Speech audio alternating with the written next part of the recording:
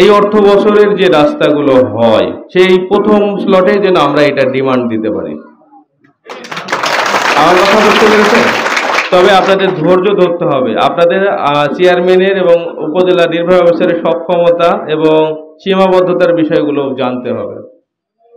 ধরেন আমার টিআর কাবিখা আমি নিজে খরচ করতে পারি চেয়ারম্যান সাহেবদের দিয়ে, যেটা হয়তো 3.5 লাখ বা 5 লাখ এরকম আর কিছু, বা 10 লাখ পর্যন্ত সর্বোচ্চ। আমার কথা বুঝতে পেরেছেন? এটা হলো বিষয়। আর আপনারা জানি যে আমরা নাচল উপজেলা কিন্তু একটু অনগ্রসর। নাচল যে অনগ্রসর আজকে হেঁটে আরো বেশি প্রমাণ করলাম। তো ভাইরা এখানে ওই যে 1900 কত সাল 2002 সালে একটা প্রাইমারি স্কুল প্রতিষ্ঠিত হয়েছিল। হওয়ার পর তার কোনো উন্নয়ন নাই। এখানে শিক্ষা দীক্ষার অনেক পিছিয়ে আছে লোকজন, যদিও আর্থিক দিক দিয়ে তারা অনেক সচ্ছল, কিন্তু শিক্ষা দীক্ষার তেমন উন্নয়ন নাই।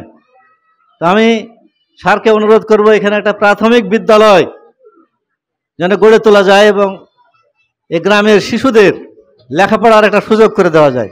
সীমাবদ্ধতা আছে, সেই সীমাবদ্ধতার মাঝেও আমরা দেখি যে অনেক লোকের অনেক কাজ করার যে উদ্যম, আপনাকে আমরা যেদিন পরিচয় হয় সেদিন বুঝেছি, আজকেও আস্তে আস্তে অনেক বুঝলাম যে কাজ করার, উন্নয়ন করার অনেক সুযোগ আছে, কিন্তু সুযোগগুলোকে কাজে লাগাতে হবে। হয়তো অনেক নির্বাহী অফিসার আছেন যে আমার এটা চাকরিটা করেই চলে গেলেই আমি এখানের কাজ শেষ, আমার তো এখানে কোনোদিন বাড়িও হবে না, ঘরও হবে না, আমার আত্মীয় স্বজন হবে না, কোনোদিন বিয়া শাদী কারও দিব না, তাইলে আর এখানে উন্নয়ন করা আমার কি?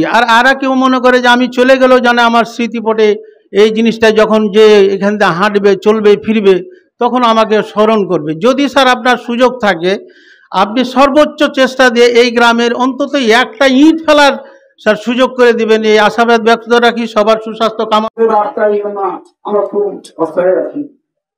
ভোটের সময় আসে বলি হয়ে গেল রাস্তায়, আবার এই করতে করতে আমরা আমাদের জীবন কেটে গেল।